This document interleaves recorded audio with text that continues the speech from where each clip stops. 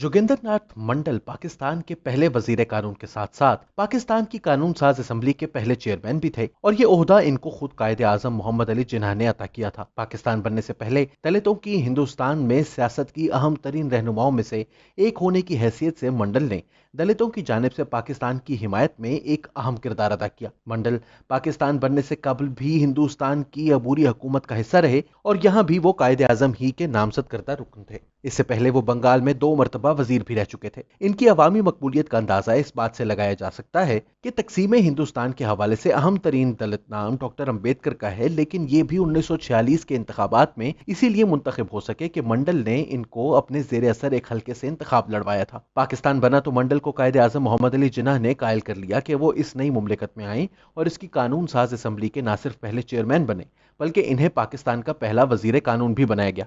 अंबेडकर ने मंडल को खबरदार किया था। दूसरी तरफ अंबेडकर को भी हिंदुस्तान का पहला वजीर कानून बना दिया गया। ताहम जोगिंदर नाथ मंडल पाकिस्तान के आईन साजी के अमल को इस ओहदे पर रहते हुए पूरा होता ना देख सके और इससे पहले ही मायूस होकर मुस्ताफी हो गए। अपने इस्तीफे की वजह उन्होंने उस वक्त के वजीर आजम लियाकत अली खान के नाम एक तवील खत में बयान की है। इस खत में इन्होंने तकसीम से पहले बंगाल के हालात की मंजर कशी करते हुए अहम तरीन हकायक से पर्दा उठाया है। इनके मुताबिक रास्त इक़दाम के मौके पर शुरू होने वाले फसादात में मुसलमानों की जानिब से सिर्फ ऊंची जात के हिंदुओं को निशाना नहीं बनाया गया बल्कि इनकी अपनी शूद्र जात को भी बुरी तरह से निशाना बनाया गया था। इनके लोगों को कत्ल किया गया, इनके घरों को लूटा गया, खवातीन के साथ ज्यादतियां की गई और कई को जबरी तौर पर मुसलमान भी बनाया गया। लेकिन जोगिंदर नाथ मंडल ने मुस्लिम लीग के साथ अपना इत्तेहाद बरकरार रखा। वो लिखते हैं कि पाकिस्तान बनने के वक्त मेरा मानना था कि चूंकि हिंदुस्तान के मुसलमान खुद एक अकलियत की हैसियत में रहकर देख चुके हैं तो पाकिस्तान में वो अकलियतों के हकूक का ख्याल रखेंगे, लेकिन ऐसा नहीं हुआ। कायदे आजम ने 11 अगस्त 1947 की तकरीर में जो वादे किए थे वो पूरे नहीं हुए। तकसीम के हंगामों में भी दलितों के साथ वही कुछ जारी रहा जो रास्त इक़दाम के मौके पर शुरू किया गया था, लेकिन हुकूमत पाकिस्तान ने इसका अजाला तो दूर इसको तस्लीम करने तक से इनकार जारी रखा। मंडल के मुताबिक 1947 से 1950 के दौरान 3 साल के अरसे में कई वाकयात ऐसे हुए जिनमें दलितों पर मुसलमानों की जानिब से पुरतशद्दुद अमल रवा रखा गया। इनके गांव लूटे गए, खवातीन के साथ जिनसी ज्यादतियां की गईं, लेकिन हुकूमत की जानिब से इसका अजाला ना किया गया, बावजूद इसके कि बार बार तवज्जो इस तरफ मबजूल करवाई गई। इनके खत के चंद अहम नुकात यहाँ नकल किए जा रहे हैं। मोहतरम वजीर आजम, आप याद करें कि वक्तन फवक्तन मैं अछूत जातों के साथ होने वाली हक तलफियां आपके इल्म में लाता रहा। मैंने बारहा मशरकी बंगाल की नाअहल इंतजामिया की साख्त बारे आपको मुतल्ला किया। मैंने पुलिस इंतजामिया के खिलाफ फाश इल्जामात लगाए। मैं पुलिस के वहशियाना मजालिम के वाकयात आपके इल्म में लाया।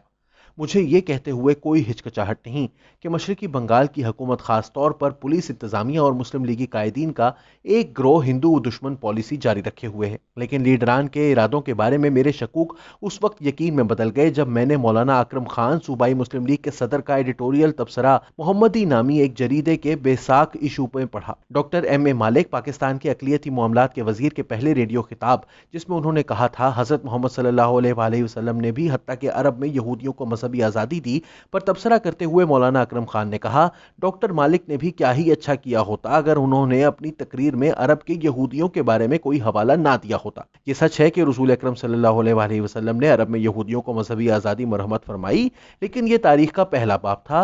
आखिरी बाब में हजरत मोहम्मद सल्लल्लाहु अलैहि वसल्लम ने कतई हिदायत दी जो कुछ यूं है, तमाम यहूदियों को अरब से निकाल बाहर करो। एक ऐसा शख्स जो मुस्लिम कम्युनिटी की सियासी, समाजी और रूहानी जिंदगी में बहुत आला रुतबा रखता हो कि इस एडिटोरियल तबसरे के बावजूद भी मैंने कुछ तवक्कुआत वाबस्ता रखी कि नूरुल अमीन वजारत इतनी गैर मुखलिस नहीं होगी, लेकिन मेरी ये तवक्कुआत इस वक्त मुकम्मल तौर पर बिखर गईं जब मिस्टर नूरुल अमीन ने दिल्ली समझौते के हवाले से जो वाज़ेह तौर पर बयान करता है कि अक़लियतों के दिल में एतमाद बहाल करने के लिए इनके नुमाइंदों में से एक को हुकूमत मशरकी और मगरबी बंगाल की वजारत में लिया जाएगा। D.N. बरारी को अक़लियतों की नुमाइंदगी के लिए बतौर वजीर चुना।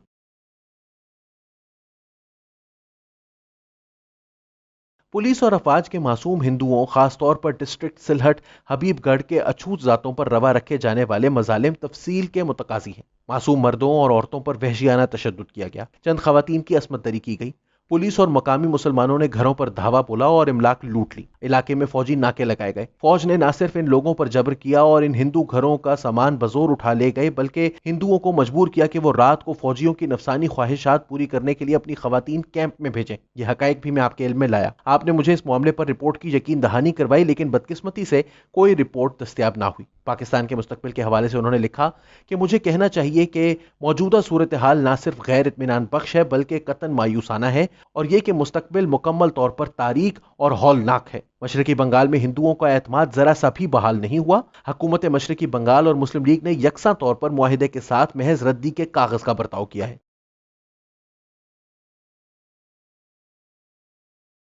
मशरकी बंगाल में आज क्या हालात हैं? देश के बंटवारे से अब तक तकरीबन 50 लाख हिंदू छोड़ छाड़ कर जा चुके हैं। गुज़िश्ता फरवरी के फसादात के अलावा हिंदुओं की वसी पैमाने पर नकल मकानी की कई और वजूहात हैं। मुसलमानों की तरफ से हिंदू वकला, तबीबों, दुकानदारों, ताजिरों और व्यापारियों के बायकाट ने हिंदुओं को अपने जरिए मुआश की तलाश के लिए मगरबी बंगाल की जानिब नकल मकानी पर मजबूर किया। हिंदू मकानात पर बड़ी तादाद में कब्जा, वो भी बगैर किसी कानूनी तरीके पर अमल किए, और मालिकान को किराए की अदम अदायगी जो भी कह लें ने इन्हें हिंदुस्तानी पनाह ढूंढने पर मजबूर किया।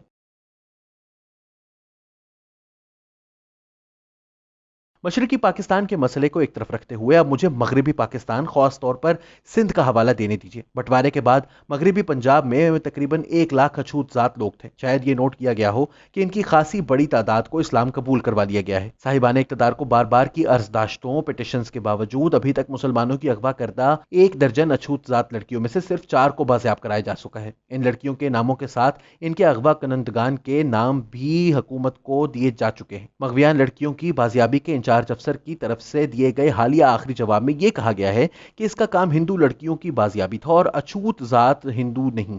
हिंदुओं की महदूद तादाद की हालत जार जो अभी तक सिंध और कराची पाकिस्तान के दारुल खिलाफे में रह रही है, इंतहाई तासुफ अंगेज है। मुझे कराची और सिंध के 363 ऐसे हिंदू मंदिरों और गुरुद्वारों की एक फहरिस्त जो हरगिज मुकम्मल नहीं है मौसूल हो चुकी है, जो अभी तक मुसलमानों के कब्जे में है।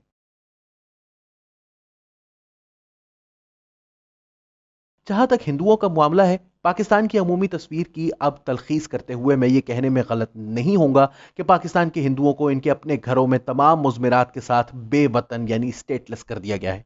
इनका इसके अलावा और कोई कसूर नहीं कि वो हिंदू मजहब के पैरोकार हैं। मुस्लिम लीग की कायदीन की तरफ से बार बार ऐसे ऐलानात करना कि पाकिस्तान इस्लामी रियासत है और होगी, इस्लाम को तमाम दुनियावी बुराइयों के लिए बतौर अक्सीर इलाज के तजवीज़ किया जाता है। सरमायादारी और सोशलिज्म की बेमवाजना जदलियात में आप निशात तावर इस्लामी मसावात और भाईचारे का जमहूरी इम्तजाज पेश करते हैं। शरीयत के इस पुरशिकवा बंदोबस्त में मुसलमान अकेले ही हुक्मरान होंगे, जबकि हिंदू और दूसरी अकलियतें जिम्मी जो कि कीमतन तहफ़्फ़ुज़ की हकदार होंगी। और जनाब वज़ीर आज़म, आप दूसरों से ज्यादा जानते हैं कि वो कीमत क्या है।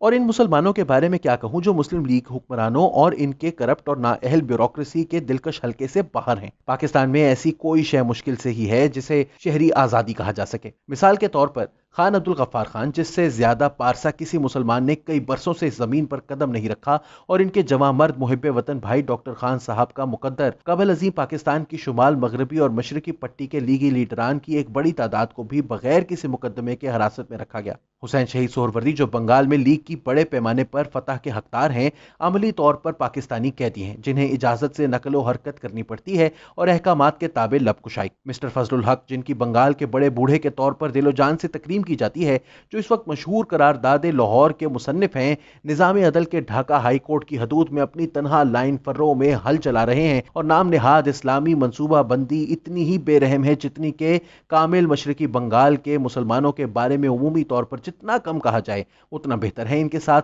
आजाद रियासत की खुद मुख्तार और मुक्तदिर इकाइयों का वादा किया गया था। इसके बरक्स इन्हें मिला क्या? मशरकी बंगाल पाकिस्तान के मगरबी हिस्से की कॉलोनी में बदल गया। हालांकि इसकी मशमूला आबादी पाकिस्तान के तमाम यूनिटों की मजमूई आबादी से ज्यादा थी। यह कराची का एक कमजोर और गैर मौसर मातहत था जो आखिर उस जिक्र के इरशादात की तामील और अहकामात की बजा आवरी कर रहा था। मशरकी बंगाल के मुसलमान अपनी वलवला अंगेजी में रिज़्क चाहते थे। इसके बरक्स इन्हें इस्लामी रियासत और शरीयत के पुरस्रार अमल से सिंध और पंजाब के बंजर रेगिस्तानों से पत्थर मिले।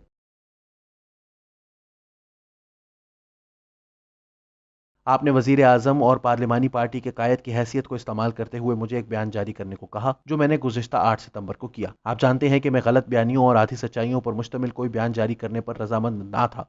जो कि गलत बयानियों से ज्यादा बदतर थे। मेरे लिए ये मुमकिन ना था कि मैं आपकी दरख्वास्त रद्द करता जब तक कि मैं आपके साथ आपकी क़यादत में बतौर वजीर काम कर रहा था, लेकिन मैं मजीद अपने ज़मीर पर झूठे, ढोंग और गलत बयानी का बोझ उठाने के लिए तैयार नहीं हो सकता, और मैंने आपकी वजारत से इस्तीफा देने का फैसला किया है, जो मैं यहीं आपके हवाले कर रहा हूं। मुझे उम्मीद है आप बगैर किसी ताखीर के मंजूर कर लेंगे। 8 अक्टूबर 2020 को बीबीसी के लिए अपने एक मजमून में सकलैन इमाम गजल आसिफ के मकाले से इक्तबास करते हैं, जो कि पाकिस्तान की नेशनल आर्काइव से हासिल होने वाली दस्तावेजात के हवाले से लिखती हैं कि मंडल के बयानात को एक धोखा कहते हुए इन्हें झूठा, गद्दार और बुज़दिल कहा गया। उनके बेटे जगदीश चंद्र मंडल ने प्रोफेसर अनिर्बान बंध्योपाध्याय को बताया था कि जब इनके वालिद कराची में रहते थे तो वजीर होते हुए भी इन्हें हर मामले से अलग थलग कर दिया गया था। इन्होंने पाकिस्तान में जिन्ना पर भरोसा करते हुए दलितों के बेहतर मुस्तकबिल की उम्मीद पर इंडिया में अपना जो कुछ भी था सब कुछ छोड़ दिया था, लेकिन जिन्ना के बाद इसी पाकिस्तान में इन्हें सियासी अछूत बना दिया गया था। 1950 में मंडल मुस्ताफी होकर वापस भारतीय बंगाल मुंतकिल हो गए,